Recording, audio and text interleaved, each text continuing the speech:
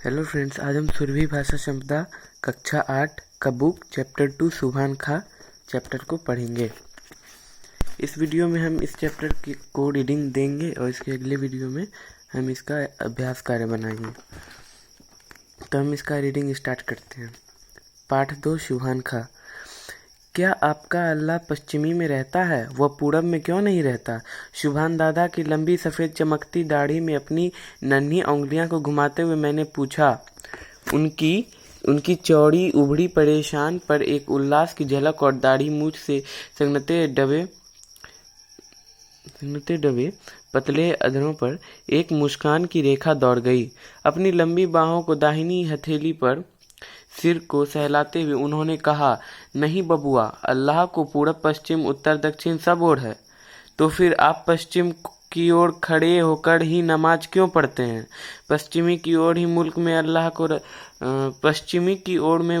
में अल्लाह के रसूल आए थे। जहाँ रसूल आए थे वहाँ हमारे तीर्थ हैं। हम उन्हीं तीर्थों की ओर मुंह करके अल्लाह को याद करते हैं। वे तीर्थ वहाँ से कितने दूर होंगे? जहाँ सूरज देवता डूबते हैं। आप उन तीर्थों में गए? सुभान दादा की बड़ी बड़ी आंखों में आंसू डबता आया। उनका समूचा चेहरा लाल हो उठा। भाव विभोर को गदगद कंठ बोला, वही जाने में बहुत खर्च पड़ता है बबुआ। मैं गरीब आदमी ठहरा ना। इस बुढ़ापे में भी कितनी मेहनत मशक्कत कर रहा हूँ कि कहीं कुछ पैसे बचा पाऊँ और उस पाक जगह की रियासत में जाऊँ। उनकी आंखों को देखकर मेरा बचपन का दिल भी भावना से ओत-प्रोत हो गया। मैंने उनसे कहा, मेरे मामा जी से कुछ कर्ज क्यों नहीं ले लेते दादा? कर्ज के पैसे से तीरथ करने में सवाब नहीं मिलता बबुआ। अल्लाह ने चाहा तो 1 साल में इतने जमा हो जाएंगे कि किसी तरह वहां जा सकूं। वहां से मेरे भी कुछ सौगात लाइएगा ना। क्या लाइएगा? वहां से लोग खजूर और छुआड़े लाते हैं। हाँ, मेरे लिए छुआड़े ही लाइएगा, लेकिन 1 दर्जन से कम नहीं लूंगा हूँ। सुभान दादा की सफ़ेद दाढ़ी मूछ के बीच उनके सफ़ेद दांत चमक रहे हैं। कुछ देर तक मुझे दुलारते हुए फिर कुछ रुककर बोले, अच्छा जाइए, देखिए मैं जरा काम पूरी कर लेता हूँ। मजदूरी भर पूरा काम नहीं करने से अल्लाह नाराज हो जाएंगे। क्या आपके अल्लाह बहुत गुस्सेवार हैं? मैं तुनक्कर बोला। आज सुभान दादा बड़े जोरों से हंस पड़े। फिर एक बार मेरे सिर पर हथेली फेरे और बोले, बच्चों से वह बहुत खुश रहता है बबुआ। वह तुम्हारी उम्र दराज करे। कहकर मुझे अपने कंधे पर ले लिया। मुझे लिए हुए दीवार के नज़दीक आए, वहां उतार दिया और झट अपनी कन्नी और वसूली से दीवार पर काम करने लगे। सुभान खा एक अच्छे राज समझे जाते थे। जब घर की दीवारें पर कुछ मरम्मत की जरूरत होती थी, उन्हें बुला लिया जाता था। आते ही 5-7 रोज यही रहते थे कि काम खत्म करके चले। लंबा चौड़ा तगड़ा है बदन इनका। पेशानी चौड़ी, भौहें बड़ी सघन और उभड़ी। आँखों के कोने में कुछ लाली और पुतलियां में उनकी नीलेपन की झलक। नाक साधारण ढंग से नुकीली, दाढ़ी सघन, इतनी लंबी कि छाती तक पहुंच जाए। वह छाती जो बुढ़ापे में फैली फूली हुई। सिर पर हमेशा ही एक दुपलिया टोपी पहनने और बदन में नीम अस्तीन कुर्ता, कमर में कच्छे वाली धोती, पैर में कमरौधा जूता, चेहरे में नूर टपकता, मुंह में शहद झरता।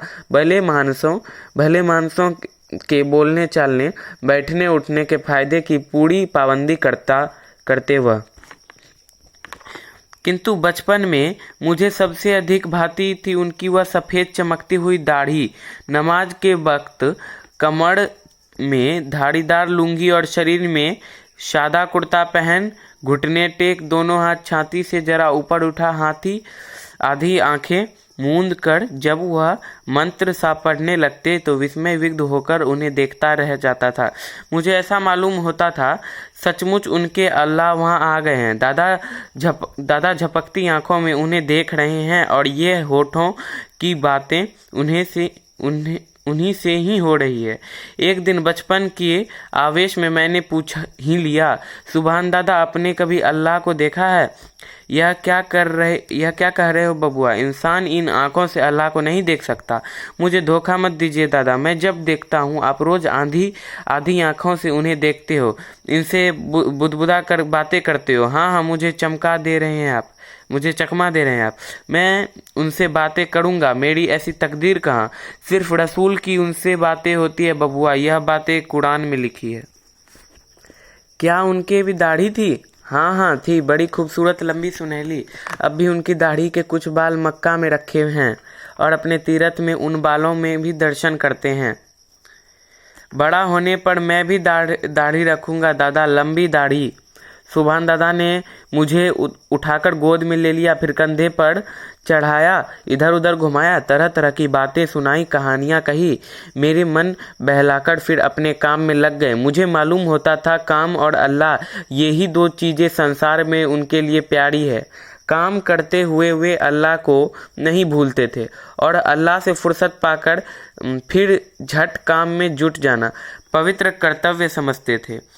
काम और अल्लाह का यह सामंजस्य उनके दिल में प्रेम की वह मंदाकिनी बहाता रहता था, जिसमें मेरे जैसे बच्चे भी बड़े मजे से डुबकियां लगाते थे, चुस्कियां ले सकते थे। नानी ने कहा सवेरे नहा खा लो, आज तुम्हारे हुसैन साहब के पैका में जाना होगा। सुभान खा आज ही होंगे। सुभान खां आते ही होंगे। बहुत सारे देवताओं की मनौती के बाद माँ ने मुझे प्राप्त किया था। उनमें एक हुसैन साहब भी थे। 9 साल की उम्र तक, जब तक जनेऊ नहीं हो गया था, मुहर्रम के दिन मुसलमान बच्चों की तरह ताजिए के चारों ओर रंगीन छड़ी लेकर कूदा हूँ और गले में गंडे पहने हैं। मुहर्रम उन दिनों मेरे लिए कितनी खुशी का दिन था। नए कपड़े पहनता था, उछलता कूदता, नए नए चेहरे और तरह तरह के खेल खेलता। धूम धड़ाके में किस तरह दिन गुजर जाते, इस मुहर्रम के पीछे जो रोमांचकारी हृदय को पिघला देने वाली करुण रस से भरी दर्दनाक घटना छिपी है, उन दिनों उसकी खबर भी कहाँ थी। खैर, मैं नहा धोकर पहन ओढ़कर इंतजार ही कर रहा था कि सुभान दादा पहुंच गए, मुझे कंधे पर ले लिया और अपने गांव ले गए। उनका घर क्या था, बच्चों का अखाड़ा बना हुआ था। पोते पोतियां नाती नातियां की भरमार थी। उनके घर में मेरी उम्र के ही बहुत बच्चे थे, रंगीन कपड़ों से सजे धजे, मानो मेरे ही इंतजार में।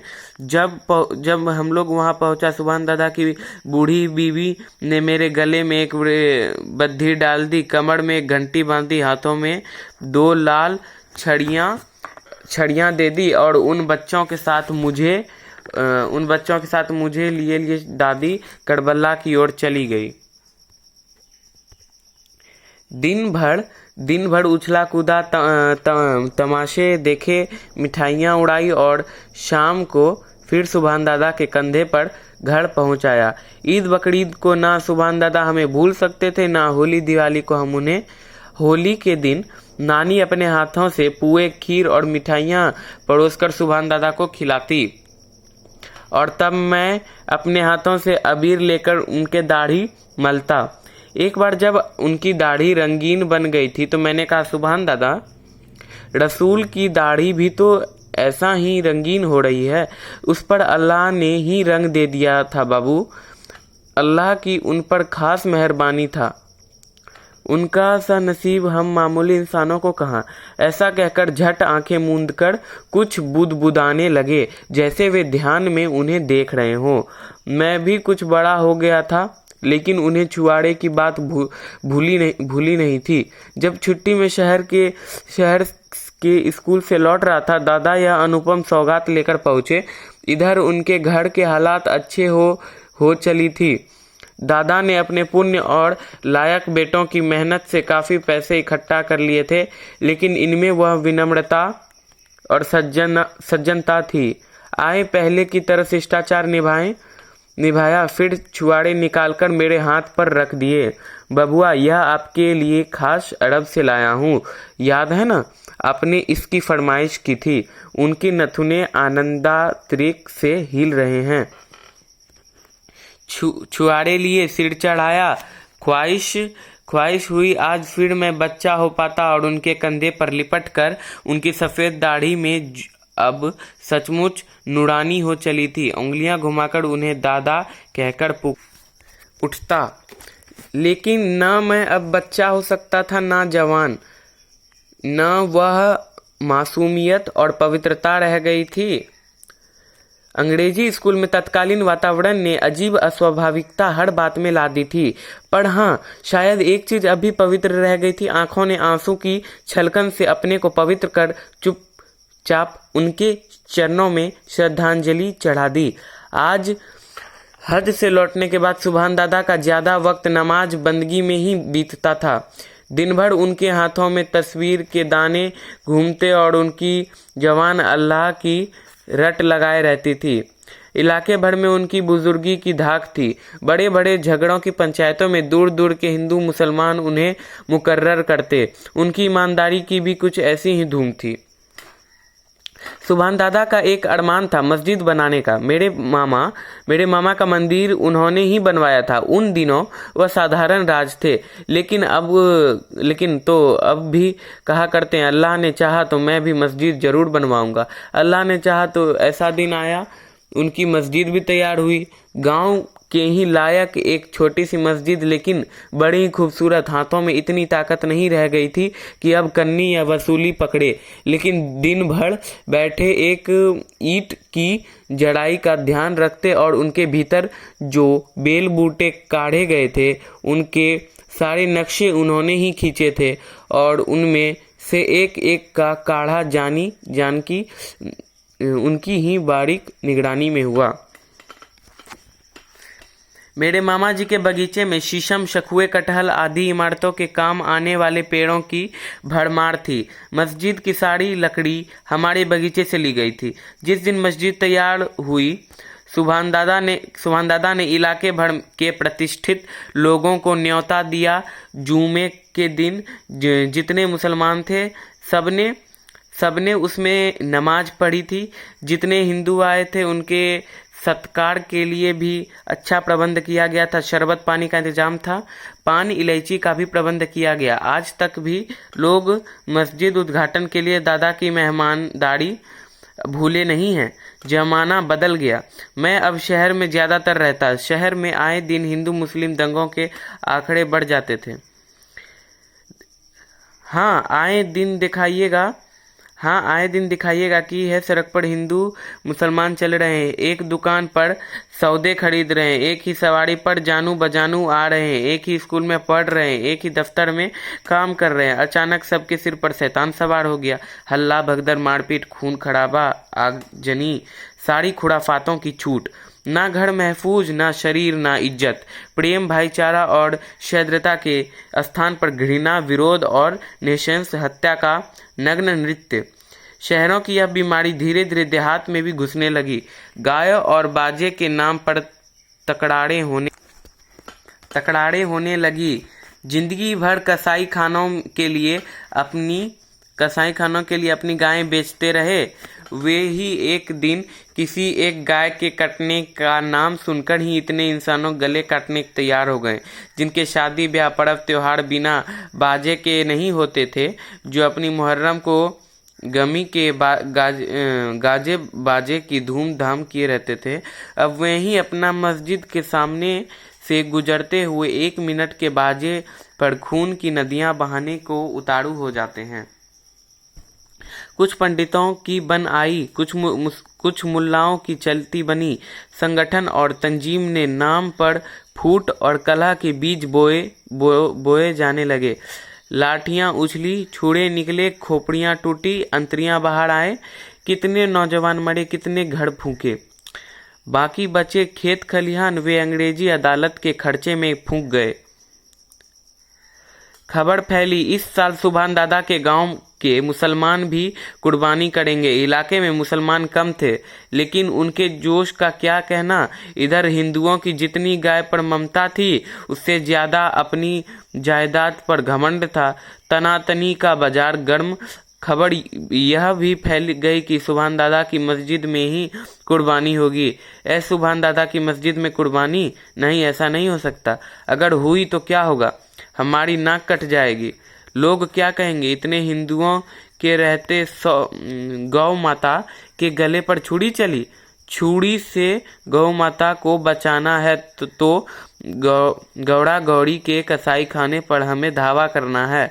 और सचमुच जोश है तो चलिए मुजफ्फरपुर अंग्रेज फौज की छावनी में, जहां मोटी ताजी बछियां काटी जाती है, लेकिन वे हमारी आंखों से दूर है। देखते हुए मक्खी कैसे निकल जाएगी। माफ कीजिएगा, दूर नजदीक की बात नहीं, बात है हिम्मत की, ताकत की। छावनी में आप नहीं जाते हैं इसलिए कि वहां सीधे तोप के मुंह में पड़ना होगा। यहाँ मुस्लिम एक ही मुट्ठी हैं, इसलिए आप टूटने को उतावले हैं।